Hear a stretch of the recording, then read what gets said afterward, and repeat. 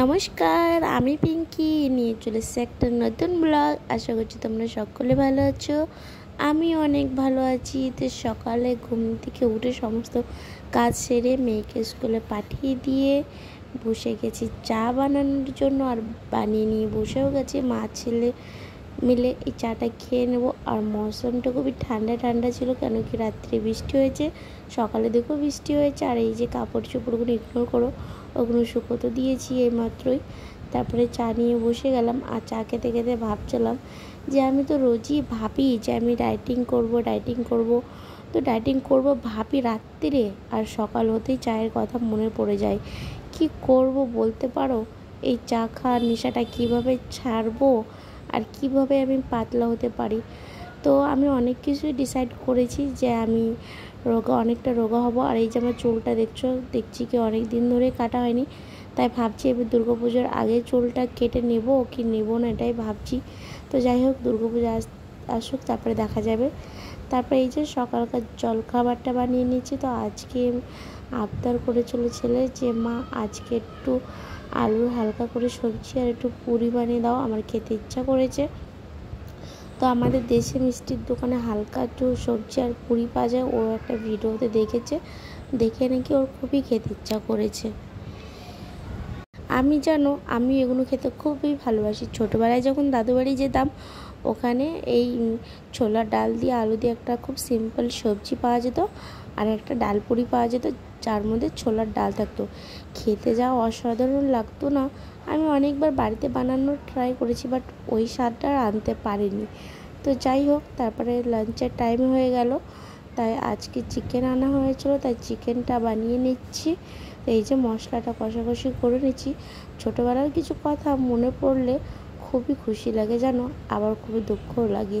ভাবি যে কেন বড় হলাম। ওই দিনটা কত সুন্দর ছিল, না ছিল কোনো চিন্তা, না ছিল কোনো ভাবনা, না ছিল ভবিষ্যতের কথা ভাবা। সারাদিন খেতাম দিতাম, ঘুরতাম, আনন্দ করতাম, হৈ হৈ করে বেড়াতাম। এটাই কত সুন্দর জীবন ছিল না? যত ঝামেলা, এই যে বড় হও আর পরের বাড়িতে আসো, আর যত জীবনের ঝামেলা শুরু হয়ে যায়। তো কিছু তো করার নেই, এটাই আমাদের বিধির বিধান, এটাকেই মেনে চলতে হবে। জানি না আগে কপালে কি আছে, কি হবে সেটাও জানি না। তো যেটাই হবে ভগবানের ইচ্ছাই হবে, আর ভগবানের ইচ্ছাকে সম্মান দেওয়া অবশ্যই প্রয়োজন। ভগবান যেটুকু করেছে সেটুকু আমাদের ভালোভাবেই করেছে। তারপরে একটু আমার পাস্তা খেতে ইচ্ছা করলো। অনেক দিন ধরে পাস্তা খাওয়া হয়নি, তাই আজকে একটু পাস্তা বানিয়ে নিলাম।